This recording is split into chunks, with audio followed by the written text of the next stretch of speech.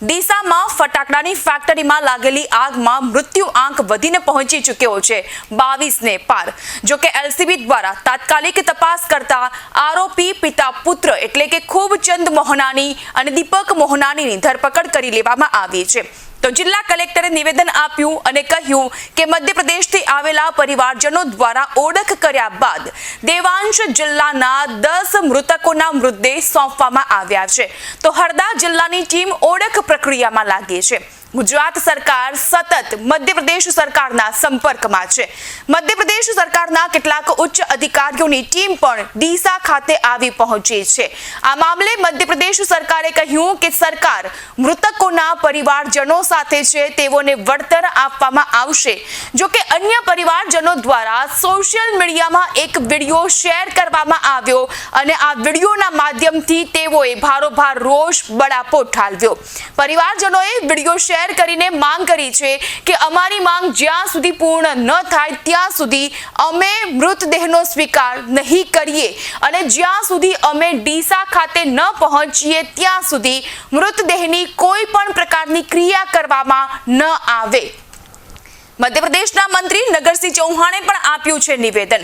તેઓએ નિવેદન આપતા કહ્યું કે કામની શોધમાં શ્રમિકો અહીં આવ્યા અને તેમને મોત મળ્યું તે ખૂબ જ દુઃખદ ઘટના છે। મધ્યપ્રદેશ સરકાર પીડિતોના પરિવારજનો સાથે છે। જો કે ખૂબ જ મહત્વપૂર્ણ બાબત એ છે આ સમગ્ર આગની ઘટનામાં કે આરોપી પિતા પુત્રની એટલે કે ફેક્ટરીનો જે ફરાર માલિક હતો તેની અને તેના પુત્રની હવે ધરપકડ કરી લેવામાં આવી છે। એક તરફ રાજનીતિ ગરમાઈ રહી છે કારણ કે સાંસદ જ્ઞાનીબેન ઠાકોર દ્વારા પણ સરકાર સામે કેટલાક વેધક સવાલ કરવામાં આવ્યા છે અને તેની સાથોસાથ જે જવાબદાર તત્વો છે એ પછી કોઈ અધિકારી હોય કે લે ભાગો મિલી ભગતમાં જેની સંડોવણી હોય તે તમામ વિરુદ્ધ કાયદેસરની સખત કાર્યવાહી કરવામાં આવે તે પ્રકારની માંગ પણ હવે કરવામાં આવી રહી છે। ડીસા મુકામે ફટાકડાની ફેક્ટરીમાં આગ લાગતા 18થી વધારે નિર્દોષ લોકોએ જીવ ગુમાવ્યા છે। આ તમામના આત્માને શાંતિ મળે એવી હું ભગવાનને પ્રાર્થના કરું છું। એમના પરિવારજનો પર જે દુઃખ આવી પડ્યું છે એ દુઃખ સહન કરવાની ભગવાન એમને શક્તિ આપે અને દુઃખની ઘડીમાં એક લોકસભાના સાંસદ તરીકે પરિવારની સાથે છું। વારંવાર દુર્ઘટનાઓ બને એની પાછળ લાપરવાહી અને વહીવટી તંત્રની મિલીભગતના કારણે નિર્દોષ લોકોના વારંવાર જીવ ગુમાવવા પડે છે। આ ગુજરાતની અંદર અનેક ઘટનાઓ બની છે, ત્યારે આજની ઘટના એ કમકમાટી ભરાવી આ ઘટના છે। મારી કલેક્ટર સાથે પણ વાત થઈ છે। એમાં અત્યારે મળતી વિગત પ્રમાણે 18 જેટલા લોકોના મૃત્યુ વહીવટી તંત્રએ જાહેર કર્યા છે। ત્યારે આપના માધ્યમથી સરકારને કહેવા માંગુ છું કે જ્યારે કોઈ પણ ઘટના બને ત્યારે માત્ર એનો તપાસ કરવા પૂરતી તપાસ થાય છે। આની અગાઉ ગુજરાતની અંદર સુરતની ઘટના તક્ષશિલામાં 22 જેટલા વિદ્યાર્થીઓએ અગ્નિકાંડમાં પોતાના જીવ ગુમાવ્યા હતા। રાજકોટ અગ્નિકાંડની અંદર 27થી પણ વધારે લોકોએ જીવ ગુમાવ્યા હતા। એના પછી 141થી વધારે લોકોએ મોરબી જે પુલ પડવાથી બ્રિજ તૂટવાથી જે મૃત્યુ થયા। આમ મારો કહેવાનો અર્થ એટલો જ છે કે બ્રિજ તૂટે, અગ્નિકાંડ થાય, કોઈ પણ દુર્ઘટના બને તો આ પાછળના વહીવટી તંત્ર જે તે વખતે એની એનઓસી આપવી પડે અને એનઓસી આપીને જે મંજૂરી આપે છે એ ક્યાંક ને ક્યાંક એને ઝીણવટપૂર્વક એની તપાસ કરવામાં નથી આવતી અથવા તો અધિકારીઓની મિલીભગતના કારણે જે એનઓસી આપી દેવામાં આવે છે અને પછી આવી દુર્ઘટનાઓ બને છે। वहाँ जो गए वहाँ पे जो हमारा परिवार पूरा ख़त्म हो गया है। वो जो ये शासन जो है कोई परिवार को हमारा हाथ में लगा है। हम इंदौर आ चुके हैं, हम वहीं पे गुजरात आ रहे हैं, हम वहाँ से आगे कोई हाथ नहीं लगाए वहाँ पर। शासन प्रशासन कोई हाथ नहीं लगाए, हम आके हमारे बच्चे को हम हाथ लगाएंगे, किसी को हाथ लगाने की जरूरत नहीं देंगे। हम क्या खुद आ रहे हैं, स्वयं आ रहे हैं, गाड़ी करके आ रहे हैं। हमारे बच्चे को हमारे शासन प्रशासन कोई भी हाथ नहीं लगा सकता है। हम खुद आ रहे हैं वहाँ पे, हम इतनी पहचान कर रहे हैं, हम खुद आके हमारे बच्चे उनको हाथ लगाएंगे। ये हमारा कहना है। सरकार से निवेदन है, हाथ जोड़ के शासन से निवेदन है, ये कुछ भी काम नहीं करेगा। हमारा इलाका कुछ भी हमारे बच्चे बच्ची उनको कोई भी हाथ नहीं लगाएगा। और अब कितने लोग थे हम 22-23 जने टोटल? टोटल 24 मतलब 24 लोग थे। 24 लोग थे। और वो सब कहाँ से थे? अपने सब इधर हरदा क्षेत्र के थे। हरदा क्षेत्र के थे। आप कहाँ से हो? हम इंडिया से। आप हंडिया से हो। आपका नाम क्या है? राजेश नायक। राजेश नायक। पूरा नाम बताइए आपका पिताजी? का नाम सत्यनारायण। सत्यनारायण है। जी। बराबर। आप कब आए थे वहाँ से? हम आए थे रविवार को आए थे। रविवार को यहाँ पे आए थे? इसी रविवार को मतलब 2 दिन पहले ही? हाँ जी। ठीक है। उससे पहले आप कहाँ काम करते थे? उससे पहले हम उधर ही करते थे, हमारे उधर ही कुंजर गाँव साइड। वो भी पटाखे की फैक्ट्री थी? ठीक है। वो फैक्ट्री में जब आप काम कर रहे तो उससे क्या हुआ था? वहाँ पे क्या हुआ था? आप वहीं से यहाँ आ गए? तो सर वो कुछ हरदा वाली फैक्ट्री में ब्लास्ट हो गई थी। वो ब्लास्ट हो गई थी? हरदा वाली, तो फिर वो इधर की फैक्ट्री बंद कर दी गई, तो फिर हम इधर आ गए। અહીં આવીને હું અધિકારીશ્રીઓ સાથે અને જ્યારે ગાંધીનગરથી નીકળ્યો ત્યારથી ટેલિફોન ઉપર મોટાભાગે બધી માહિતી લેતો રહ્યો છું। પ્રત્યક્ષ રીતે અહીં આવીને જે જોયું છે, અહીં આગળ ગોડાઉન જેમ 5 દુકાનો આપણે બધાને પ્રત્યક્ષ દેખાય છે એ રીતની અહીં આગળ દુકાનો હતી અને એની અંદર વિસ્ફોટ થયો અને વિસ્ફોટના કારણે આજે આ દુઃખદ ઘટના બની છે। વિસ્ફોટ શેના માટે થયો એની તપાસ ટીમ કરી રહી છે। એ રિપોર્ટ આવશે તો આપણને એ પણ ખ્યાલ આવી જશે કે આ શેનાથી વિસ્ફોટ થયો છે। આ દુર્ઘટનામાં હમણાં હું આવ્યો ત્યારે પહેલાં ફોન પર 18 હતી, પ્રત્યક્ષ રીતે આજે હમણાં 2 વધી છે, 20 લોકોના મૃત્યુ થયા છે। ખરેખર દુઃખદ ઘટના છે।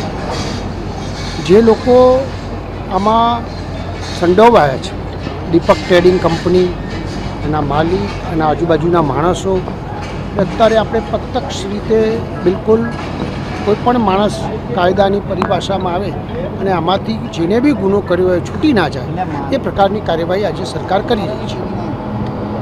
મૃતકોને કોઈ સહાય કે એવું કંઈ? આદરણીય મુખ્યમંત્રીશ્રીએ હમણાં ટ્વીટ કરીને આપે જોયું હશે, દરેક લોકોને 4 લાખ રૂપિયા પ્રમાણે, આમ તો માણસ પાછો ના લઈ શકાય, પણ આ તો એક દુઃખ ઘટનાની અંદર એક નાનકડી મદદ થઈ શકે એ પ્રકારના 4 લાખ રૂપિયા ગુજરાત સરકારે આપવાનું કીધું છે। જે લોકો ઇજાગ્રસ્ત છે એમને 50,000 રૂપિયા આપવાનું કીધું છે। देखिए, ये बहुत ही दुखद घटना है और इस दुख की घड़ी में पूरा देश जो दुखी परिवार है उसके साथ है। मध्य प्रदेश के मुख्यमंत्री जी और गुजरात के माननीय मुख्यमंत्री जी के निर्देश के अनुसार ही मध्य प्रदेश की सरकार और गुजरात की टीम पूरी यहाँ पर लगी है। और जो मृतकों की संख्या आपको भी पता है, मुझे भी पता है, लेकिन जो दुखी परिवार है उसके साथ पूरी मध्य प्रदेश की सरकार और देश की सरकार भी साथ में है। और गुजरात की सरकार ने भी जो पीड़ित परिवार है उसके मुआवजे की घोषणा की है, मध्य प्रदेश की है और देश के प्रधानमंत्री जी ने भी की है। सरकार की ओर ये जो मजदूर थे यहाँ पे गुजरात में आए थे अपनी रोजी रोटी के लिए, ये उनको ये नॉलेज नहीं था कि पटाखे की कारखाने में कैसे काम किया जाए, क्या कैसे? देखिए, काम के तलाश में मध्य प्रदेश के लोग गुजरात आते हैं और गुजरात के लोग मध्य प्रदेश में भी जाते हैं। जहाँ जहाँ काम मिलता है और जो काम करने के इच्छुक होते हैं उसी काम के तलाश में मध्य प्रदेश के लोग यहाँ पर आए हैं और उनका दुखद निधन भी हुआ है। और मैं फिर कह रहा हूँ कि दुखी परिवार के साथ पूरी सरकार साथ में है, मध्य प्रदेश के मुख्यमंत्री और देश के प्रधानमंत्री जी। जिस तरह की जांच हो रही है, आपने अधिकारियों से बात की होगी, मंत्रियों से बात की होगी, जांच से आप कितना संतुष्ट हैं? किस तरह की जांच हो रही है? देखिए, सरकार बहुत इस मामले में गंभीर भी है और मैंने यहाँ के डिस्ट्रिक्ट कलेक्टर से भी चर्चा की है। उन्होंने कहा है कि ये बहुत ही गंभीर घटना है और इसमें जो भी दोषी पाया जाएगा उसको सरकार किसी भी कीमत पर नहीं छोड़ेगी। પ્રથમ તો જે આ બનાવ બન્યો છે ખૂબ જ દુઃખદ અને આમ દિલ દ્રવી ઉઠે એવો પ્રસંગ બન્યો છે। જે રીતે સમાચાર મળ્યા કે લગભગ 10 થી 11ના વચ્ચે ડીસામાં એક જીઆઈડીસીની જોડે કોઈ ફટાકડાની ગોડાઉન હતું, એમાં બ્લાસ્ટ થયો અને લગભગ 18 લોકોનું આમાં મૃત્યુ થયું છે ને એમાં 2 લોકો સ્થાનિક પણ બતાવવામાં આવે છે. બાકીના બધા મજદૂરો એમપી સાઈડના છે. આ જે બનાવ બન્યો છે ખરેખર તંત્રની નિષ્કાળજી કહેવાય, વહીવટી તંત્રની પણ નિષ્કાળજી કહેવાય. કારણ કે જ્યારે આવો કોઈ પણ ફટાકડાની ફેક્ટરી હોય કે અન્ય એનું પરમિશન પણ લેવી જોઈએ. અને જે રીતે આ ફટાકડાની ફેક્ટરી માત્ર ગોડાઉન હતું કે ફેક્ટરી હતી એ પણ હજી શંકાને સ્થાન છે. ત્યારે મારી વહીવટી તંત્રને પણ વિનંતી છે કે તાત્કાલિક આના ઉપર એક્શન લે. અને હું તો ત્યાં સુધી કહીશ કે જે આના માલિક હોય, એના પ્રોપરાઇટર હોય, એના સામે માનવવધની પણ એફઆઈઆર દાખલ થવી જોઈએ.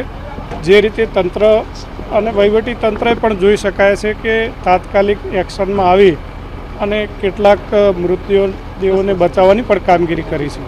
ડીસામાં ગઈકાલે જે દુર્ઘટના બની હતી અને ખાસ કરીને મૃતકોમાં મોટાભાગે મધ્યપ્રદેશના દેવાંશ અને હરદા જિલ્લાના મૃતકોનો સમાવેશ થતો હતો.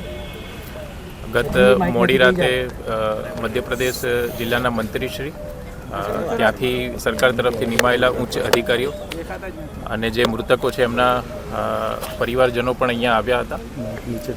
અત્યારે સવારે તમામ જે ડેડ બોડી છે એમની પરિવારજનો અને લોકલ મધ્યપ્રદેશ ડિસ્ટ્રિક્ટ એડમિનિસ્ટ્રેશનની હાજરીમાં આઈડેન્ટિટી વેરીફાઈ કરાવી અને 10 જેટલા જે મૃતદેહો છે એને એમ્બ્યુલન્સ મારફત દેવાંશ જિલ્લામાં મોકલવા માટે, એમના મૂળ વતન મોકલવા માટે રવાના કરવામાં આવ્યા છે. અને ટૂંક સમયમાં જે બાકીના હરદા જિલ્લાની લોકલ ડિસ્ટ્રિક્ટ એડમિનિસ્ટ્રેશન ટીમ અહીંયા ડીસા સિવિલ હોસ્પિટલ ખાતે આવી જાય ત્યારે બાકીના જે 8 મૃતદેહો છે એમની પણ ઓળખની પ્રક્રિયા પૂર્ણ કરી તમામ મૃતદેહોને એમ્બ્યુલન્સ સાથે તેમના મૂળ વતનમાં મોકલવા માટે રવાના કરવામાં આવશે.